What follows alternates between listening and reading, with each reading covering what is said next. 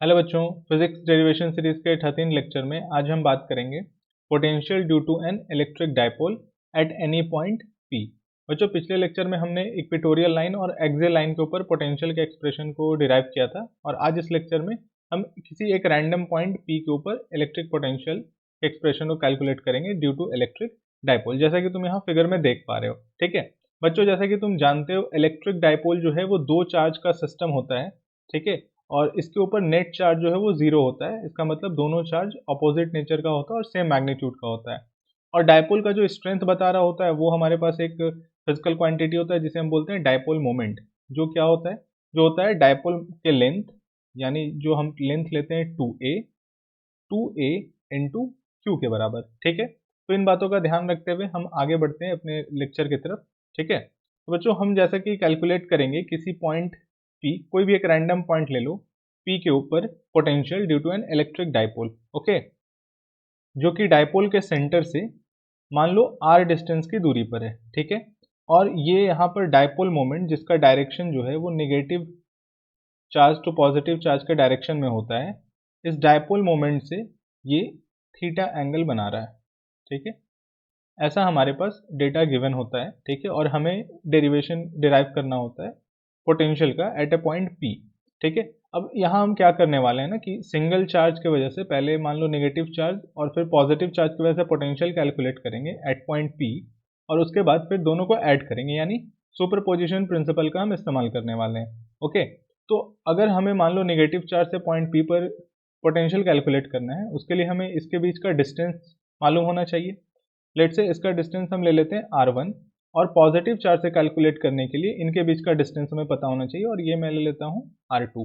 ठीक है, तो अब इसके एक्सप्रेशन को अगर हम लिखें तो जैसा कि हम जानते हैं कि पॉइंट चार्ज की वजह से जो पोटेंशियल होता है उसका एक्सप्रेशन होता है k q अपॉन r। ये हमें पता है ना। k तुम्हारा 1/4πε0 के बराबर है। तो यहाँ अगर हम लिखें पॉजिटिव चार्ज की वजह से, तो पॉजिटिव चार्ज की वजह से जो हमारा पोटेंशियल आएगा वो आएगा q upon 4 pi epsilon not, या मैं ऐसे लिख दूँ 1/4 pi epsilon not into Q by, अब इनके बीच का जो सेपरेशन है वो मैं लिख लेता हूँ यहाँ पर r2। ठीक है, अब यहाँ इस पॉइंट को मैं a मान लेता हूँ और इस पॉइंट को मैं मान लेता हूँ b, और o जो है वो हमारे डायपोल का सेंटर है। क्लियर। अब अगर मैं यहाँ पर देखूँ, इसे मैं मान लूँ इक्वेशन नंबर फर्स्ट। अब नेगेटिव चार्ज की वजह से तो हमारा पोटेंशियल बनेगा 1/4 पाई एप्सिलॉन नॉट, और हमारा चार्ज जो है वो माइनस क्यू है। ठीक है, तो हम यहाँ माइनस क्यों लिखेंगे, क्योंकि नेगेटिव चार्ज की वजह से जो पोटेंशियल होता है वो नेगेटिव होता है। क्लियर है, और यहाँ का जो डिस्टेंस है वो हमारा r1 है। ठीक है, ये हम मान लेते हैं इसका इक्वेशन नंबर सेकंड।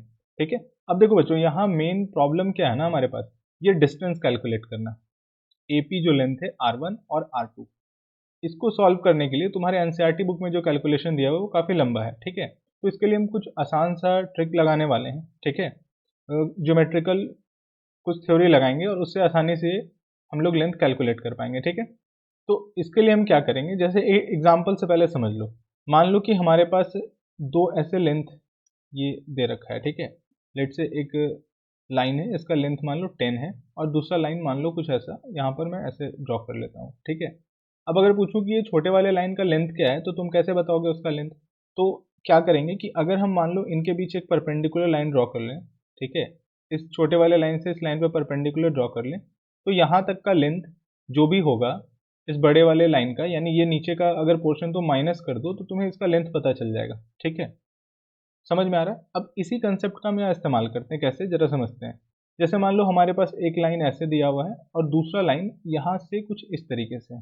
ठीक है, और इनके बीच का एंगल जो है वो काफ़ी छोटा है। ठीक है, काफ़ी ज़्यादा छोटा है। तो इस केस में अगर मान लो मुझे इस छोटे वाले लाइन का लेंथ अगर पता करना हो, तो हम क्या करेंगे, छोटे वाले लाइन से इसके ऊपर एक परपेंडिकुलर लाइन ड्रॉ करेंगे।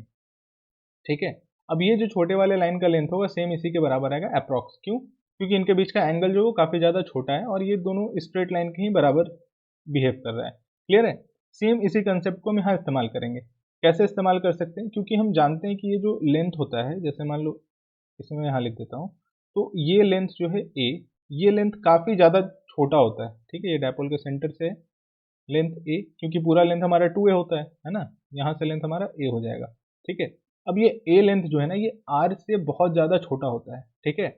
Are is very very greater than a, clear. तो इसके वजह से जो यहाँ हमारा एंगल बन रहा होता है ना ये बहुत ज़्यादा छोटा बनता है। लेट्स से फाई एंगल है तो ये बहुत छोटा होता है, सेम ऐसा ही इधर, ठीक है। तो इधर कुछ एंगल हम एज्यूम कर लेंगे, ठीक है। तो इसको समझने के लिए, अब इस लेंथ को R1 को कैलकुलेट करने के लिए हमें क्या करना होगा कि हमें इस लाइन को थोड़ा नीचे तक कंस्ट्रक्ट करना पड़ेगा, ऐसे नीचे तक, ठीक है। इससे हमें क्या होगा कि हम इस पॉइंट ए से एक परपेंडिकुलर लाइन ड्रॉ करेंगे, ठीक है। इसे मैं इरेज कर दे रहा हूँ, ठीक है। ऐसे परपेंडिकुलर लाइन अगर हम यहाँ ड्रॉ करते हैं और इस पॉइंट को अगर मैं नाम दे दूँ, लेट्स से इस पॉइंट को मैं नाम देता हूँ डी, ठीक है। तो इस पॉइंट डी तक अगर मैं ड्रॉ कर लूँ तो ये ए पी लेंथ जो है वो पी डी लेंथ के बराबर आ जाएगा, ठीक है, क्योंकि एंगल काफ़ी ज़्यादा छोटा है। समझ में आ गया।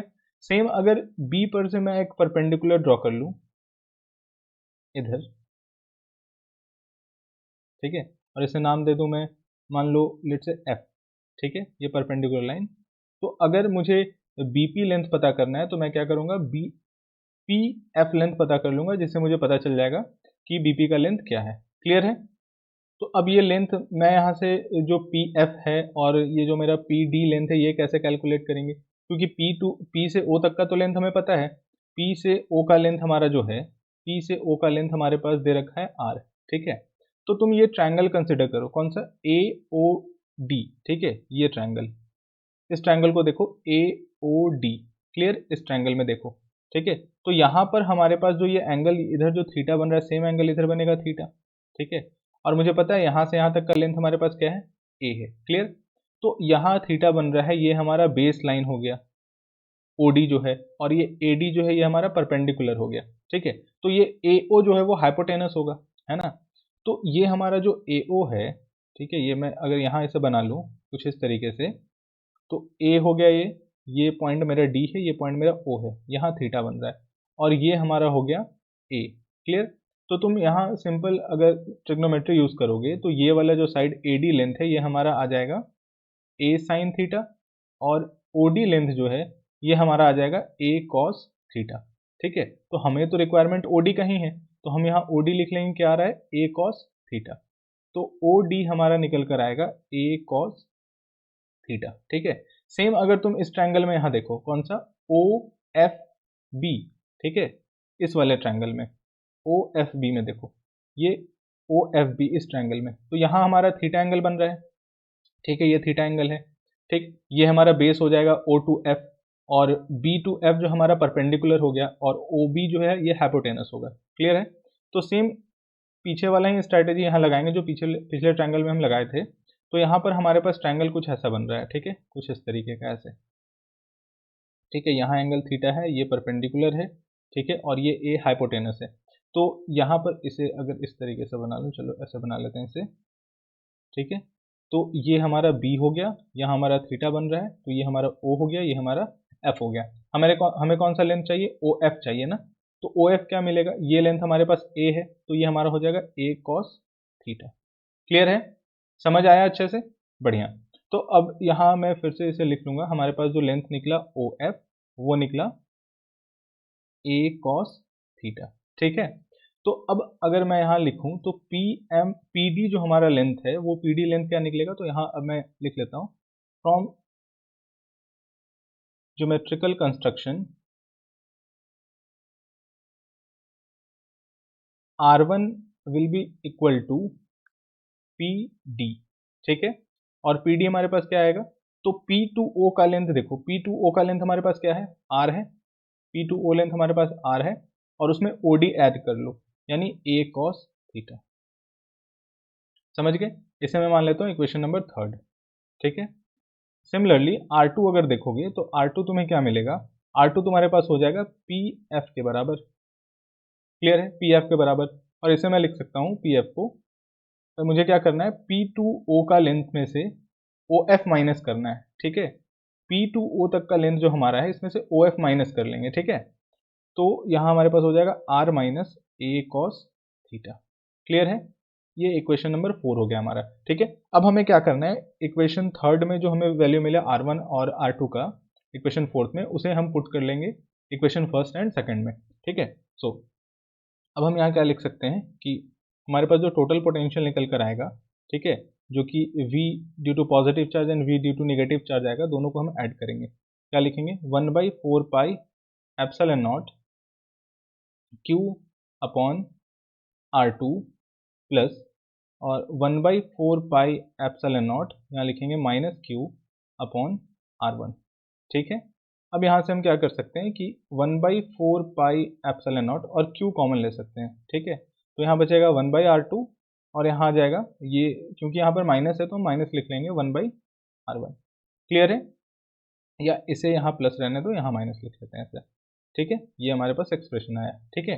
अब इस एक्सप्रेशन को अगर मान लो इक्वेशन नंबर हम 5 मान लेते हैं, तो हम क्या कर सकते हैं यहाँ से, इसके बाद हम क्या करेंगे, तो इसके बाद हम इक्वेशन नंबर 5 में उन वैल्यू को पुट कर लेंगे, ठीक है।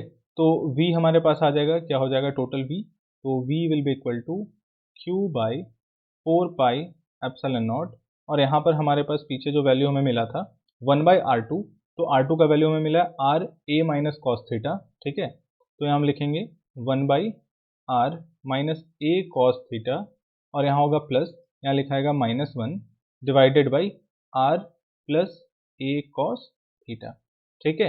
अब हमें यहाँ क्या करना है, सिंपल कैलकुलेशन करना है, ठीक है। तो v will be equal to Q/4 pi epsilon naught, और अगर यहाँ हम एलसीएम लेके अगर इसे सॉल्व करें, तो यहाँ ये इसे तुम x मान लो, x minus y into x plus y, LCM लोगे तो यही आएगा। तो यहाँ मैं लिख सकता हूँ r square minus a cos theta का होल स्क्वायर। क्लियर है? इसके अलावा अब हम ऊपर क्या लिखेंगे यहाँ पर, तो यहाँ हमारे पास आ जाएगा ये r a plus cos theta, r plus a cos theta, और यहाँ हो जाएगा हमारे पास ये माइनस, जब मल्टीप्लाई होगा आर के साथ तो माइनस आर बनेगा, और ये जब इसके साथ मल्टीप्लाई होगा तो प्लस ए कॉस थीटा हो जाएगा, ठीक है। समझ आ रहा है? बेसिक कैलकुलेशन है। आर से आर यहाँ हमारा कैंसिल हो गया, तो हमारे पास आ रहा है Q/4 पाई एप्सिलॉन नॉट, और यहाँ हो जाएगा 2a cos theta divided by r square minus a square cos square theta, ठीक है। अब तुम देख पा रहे हो यहाँ से हमारे पास Q और 2a इसे मल्टीप्लाई करेंगे तो क्या मिलेगा हमें, डायपोल मोमेंट मिल जाएगा into cos theta divided by 4 pi epsilon nought bracket में r square minus a square cos square theta, ठीक है। ये हमारे पास एक्सप्रेशन निकल करके आ रहा है। क्लियर है? अब यहाँ देखोगे ये पोटेंशियल का टोटल एक्सप्रेशन है। अब यहाँ होता क्या है ना कि क्योंकि हमें पता है कि r is very very greater than a, r is very very greater than a, तो ये पूरा हमारा जो a square cos square theta है इसे हम नेग्लेक्ट कर सकते हैं, ठीक है। इसे हम यहाँ से हटा सकते हैं। तो अगर हम इसे यहाँ से हटाएंगे तो हमारे पास इक्वेशन क्या आएगा, dipole moment into cos theta divided by 4 pi epsilon naught r square, ठीक है। ये तुम्हें क्या मिल गया, एक्सप्रेशन मिल गया for potential at any point P, ठीक है। देखो यहाँ पर हम क्या देख पा रहे हैं कि पोटेंशियल जो है वो आर स्क्वायर पे डिपेंड कर रहा है, ठीक है ना, यानी आर पे नहीं, डायपोल की वजह से आर स्क्वायर पे डिपेंड कर रहा है, ठीक है। साथ ही में तुम देख पा रहे हो dipole moment into cos theta, ये सिर्फ आर पे ही नहीं डिपेंड कर रहा है, कॉस थीटा यानी थीटा पर भी डिपेंड कर रहा है। क्लियर है? ठीक है। अब इसे हम यहाँ क्या कर सकते हैं कि वेक्टर फॉर्म में भी रिप्रेजेंट कर सकते हैं। कैसे? देखो v ऐसा लिख लेंगे, p इंटू कॉस थीटा है तो ये p into 1 into cos theta ऐसा लिख सकते हैं ना, ठीक है, ऐसा हो सकता है। और 4 pi epsilon naught r square. अब हम यहाँ क्या करेंगे ना कि ये आर स्क्वायर जो है, आर मतलब आर क्या है हमारा, आर पिछले यहाँ पर देखो तो आर हमारा जो है वो ऑरिजिन सॉरी डायपोल के सेंटर से लेंथ है ना, जिस पॉइंट पर हमें पोटेंशियल कैलकुलेट करना है, ठीक है। तो इसे हम क्या बोल सकते हैं, पोजीशन वेक्टर बोल सकते हैं, ठीक है। तो उस पोजीशन वेक्टर जो तुम्हारा आर है उसका यूनिट वेक्टर इसके जगह पे लिख सकते हो, ठीक है, यूनिट वेक्टर। इससे क्या होगा कि तुम्हें पता है कि यूनिट वेक्टर का मैग्नीट्यूड 1 होता है ना, और यूनिट वेक्टर और इसका जब तुम डॉट प्रोडक्ट करोगे तो कॉस थीटा के साथ आएगा, तो इस कॉस थीटा को यहाँ से हटा लो, तो यहाँ हम लिख सकते हैं P vector dot are cap. वैसे भी इसको सॉल्व करोगे तो डॉट प्रोडक्ट है, मैग्नीट्यूड तुम्हारा जो है सिर्फ यहाँ पर ये वेक्टर क्वांटिटी तो मिलेगा नहीं, है ना, स्केलर ही मिलेगा। तो यहाँ से हमें क्या मिल गया, पोटेंशियल का एक और एक्सप्रेशन मिल गया इन दिस फॉर्मेट। क्लियर है ना? ठीक है बच्चों, देखो यहाँ से ना हमें एक चीज़ और पता चलता है, ये जो पिछला एक्सप्रेशन है यहाँ से भी हम समझ सकते हैं इस पॉइंट को, कि जैसे हमारे पास ये डायपोल दे रखा है, ठीक है। अब यहाँ से हमारा ये डिस्टेंस r है और ये थीटा है, ठीक है।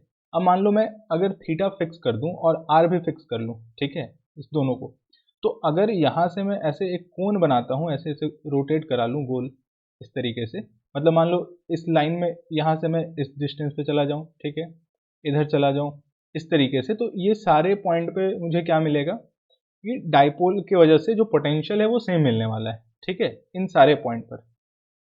क्लियर है ना? अगर मैं इसे रोटेट करा दूं कुछ इस तरीके से, क्लियर, तुम समझ पा रहे हो उसको? ठीक है, तुम पेन लेकर के इसको समझ सकते हो। ऐसे जैसे मान लो कि ये हमारा डाइपोल हो गया, यहाँ पर ये ऐसे है कुछ इस तरीके से, और मैं इसे इस तरीके से रोटेट करा दे रहा हूँ, ठीक है, कुछ ऐसे। इसमें ना ही आर चेंज हो रहा है और ना ही ये एंगल चेंज हो रहा है, ठीक है। इससे हमें पता चला कि इन सारे पॉइंट पर हमारा पोटेंशियल क्या मिलेगा, कांस्टेंट होने वाला है, सेम होने वाला है। क्लियर है?